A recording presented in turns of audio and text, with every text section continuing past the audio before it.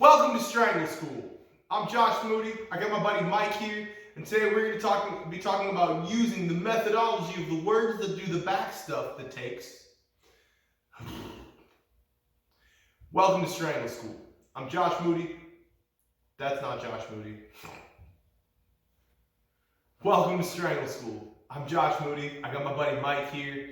Today we're going to be talking about how to transition from the seatbelt side control to the back. Okay, two different methods.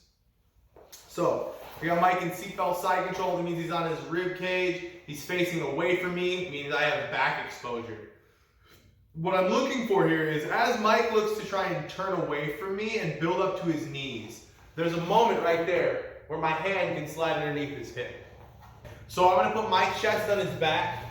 I'm going to lock my seatbelt up. I'm going to bring my left knee up by his back. My left foot's going to go into his back as well. So my knee's by his shoulders, my foot's touching his back. And now as he starts to slide his hips away, I'm going to drop to my hip and slide my left leg in between his legs.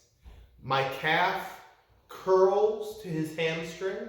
I'm going to plant my right foot to the ground, and I'm going to shrimp once, twice, and throw my right leg over the top to secure my points.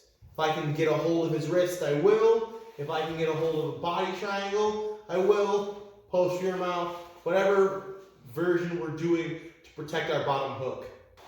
So I'm in seatbelt side control, and Mike decides that he's going to turn over to his knees. I slide to my hip, and my left leg slides in between his legs. Posture up, Mike.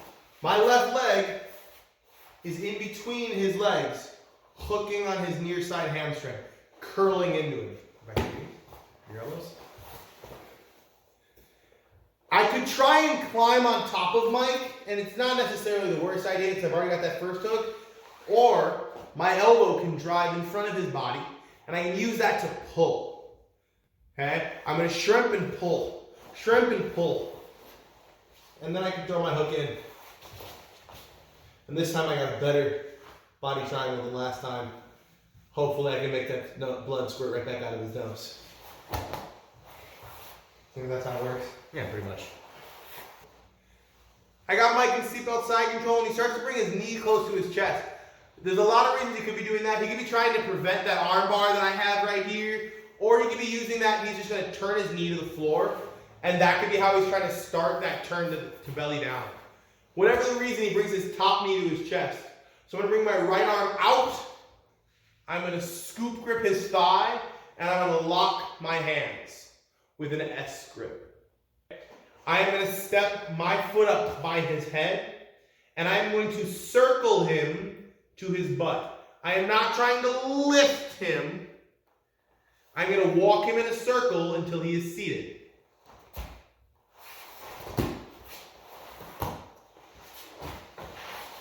I just keep going until he's all the way up. Okay, I'm going to turn him to face you guys. So I circle him up to seated. I'm going to get on my foot, I'm going to get up on my feet behind him, and I'm going to use my chest to make him eat the mat. I'm trying to use my weight to keep him here. So my hands are locked. I'm walking behind him, and my chest is up here on his shoulders, keeping weight down. I don't want to be low, where he can expand his head away from his knee, and this grip becomes difficult for me to hold. I'm up high in the knee, and I'm driving his head forwards.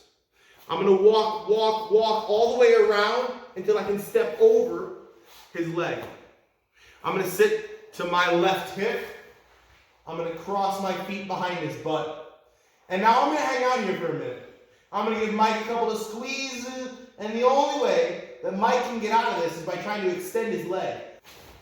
When he extends, my left hand flies up to his face. I lock in my rear naked choke right away. You might get a one-on-one grip as well. I might throw in my second hook. These are all optional portions. Seatbelt control, he brings his knee close. I lock an S grip, cradle. I'm on a far side cradle now. I'm going to step my left foot up by his butt, or by his head. Okay? I step my left foot up by his head and I circle him until he's seated.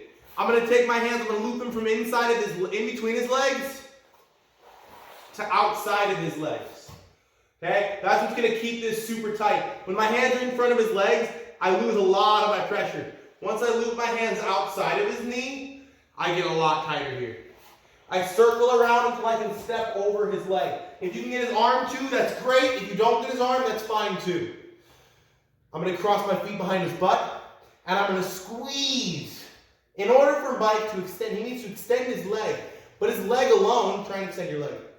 His leg is not gonna do it by himself. He's gonna need to push his head as well. So he starts extending with his head, extending with his leg. That uses all of his power, and that lifts his chin up so I can slingshot my arm right in position for my rear naked choke. Maybe you bring that foot over. Maybe you leave it back here. While you're doing that, it's back. If as he extends, I can bring this hand inside and fight that hand while I go for my rear naked, that's even better because it's hard for him to defend. Thanks for swinging through Strangle School. Please remember to like, share, comment, and subscribe. This time and every time, thank you for being here.